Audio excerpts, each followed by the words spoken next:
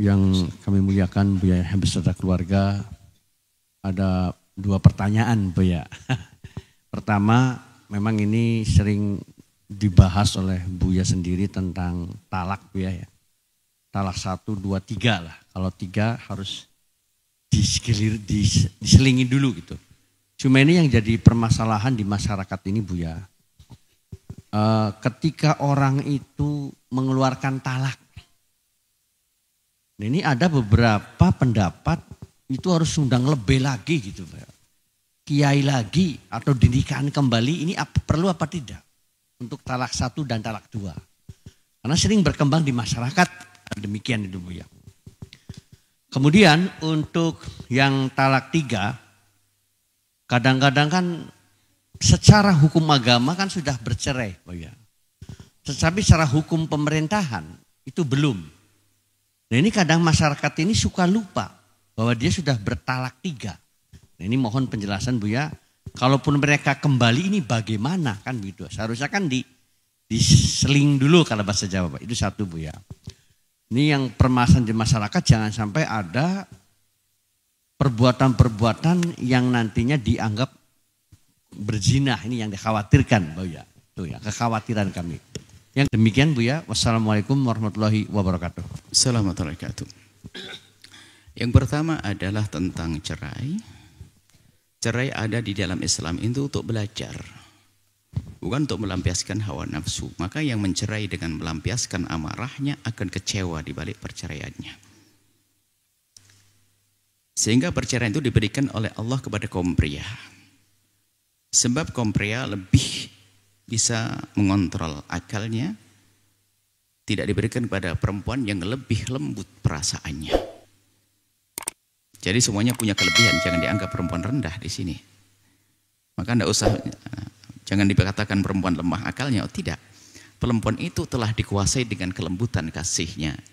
Itu buktinya apa? Tidak ada bapak-bapak berani nyedot ingus yang sang anak, hanya ibu saja itu. Menceboki anaknya dengan belepotan itu hanya ibu-ibu, bapak-bapak jarang banget itu.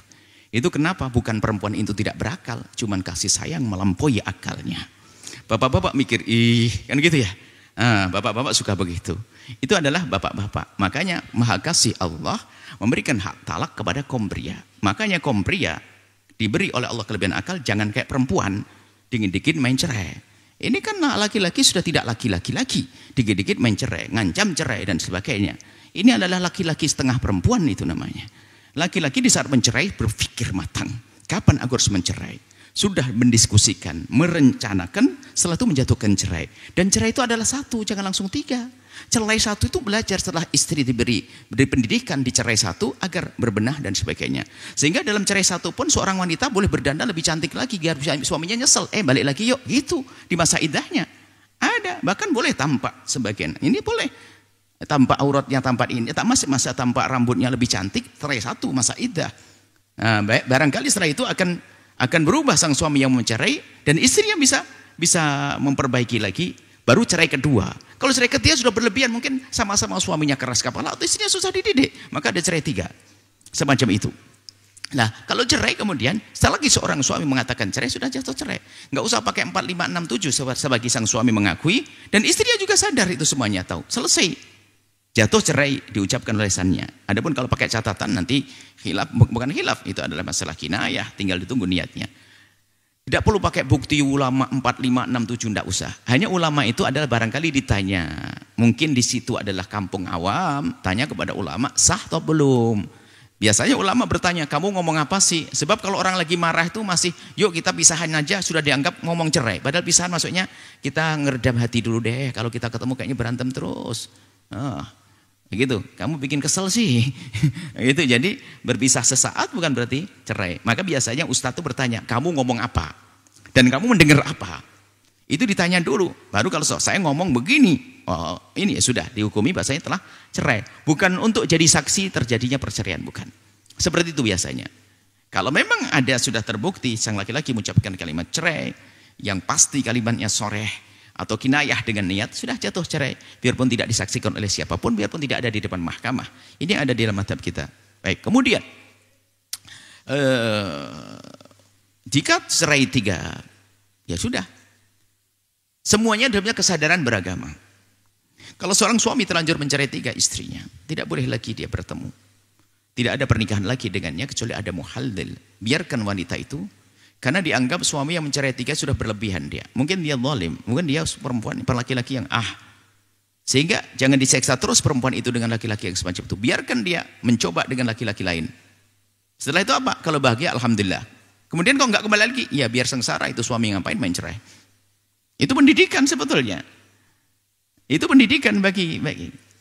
Kok main cerai sampai 3? Ini kan yang punya cerai kan suami. Kenapa kok mencerai 3? Berarti berlebihan ini suami. Marahnya berlebihan. Sehingga dihukum.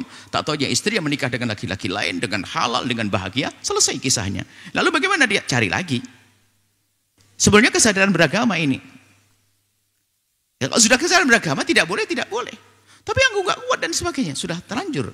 Enggak ucapkan ini. Aku pengen kembali lagi, maka biarkan istri itu menikah lagi dan tidak boleh diniatkan, hei istriku, mantan istriku kau nikah nanti setelah itu kau minta cerai balik lagi. Enggak ada kesepakatan begitu. Biarkan berjalan sebagaimana wajarnya orang menikah, mengambil pilihan yang bagus, yang soleh dan sebagainya. Dan bukan dengan muhalil pinjaman sewaan tes musta'ar, bukan kontrakan laki-laki sewaan, karena menjadi muhalil sewaan itu adalah memang secara hukum fikih memang menjadikan sang perempuan tadi bisa kembali kepada istri suami pertamanya, tapi halnya semakan itu adalah tidak bertentangan dengan akhlak. Seperti kambing pinjaman untuk jadi muhallil dibayari, setelah menggauli mantan istrinya suruh mencerai, setelah mencerai memang secara fikih iya, tapi secara adab tidak. Intinya semacam itu. Jadi kesadaran dan beragama. Maka kalau seorang suami sudah mencerai 3, Anda harus insaf. Itu adalah 3, selesai. Anda berpikir kehidupan yang baru lagi yang lebih indah. Adapun perceraian yang sudah terjadi tidak boleh menjadikan anak korban, sebab di dalam Islam tidak ada broken home. Broken home itu adalah Islam. Sebab di dalam Islam imsak bima'ruf. Kita memegang seorang istri di bawah naungannya dengan baik, atau tasrih bi ihsan di saat melepas sang istri dengan baik-baik.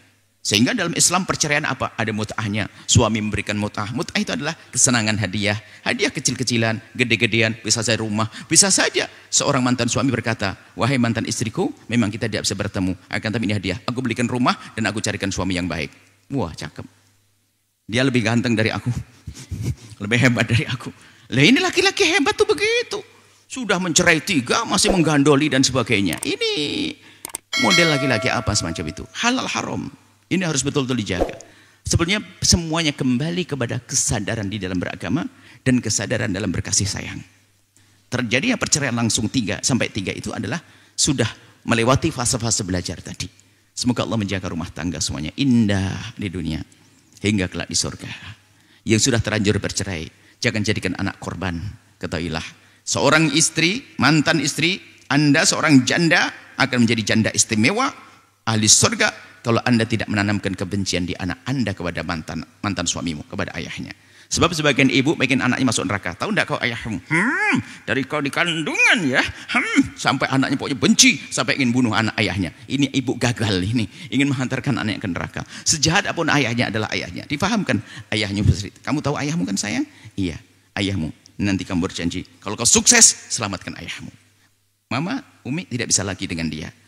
Saya tapi ayahmu adalah ayahmu. Itu nasihat baik. Seorang suami nasihat yang baik. Sayang kau tentang ibumu tahu. Oh ibu gini. Tidak boleh. Itu adalah ibumu. Ya. Sejelek apapun yang kau dengar, ibumu adalah ibumu. Berjanji kalau kau sukses muliakan ibumu. Siap sayang? Oke. Memang ayah tidak bisa lagi ketemu dengan ibumu. Ibumu biar menikah ayah. Diajari begitu, bukan diajari bermusuhan di dalam Islam. Maka nggak ada. Tasrih bi ihsan. Dilepas dengan cara baik-baik. Itu yang ada di dalam Islam. Wallahu a'lam bishawab. Masya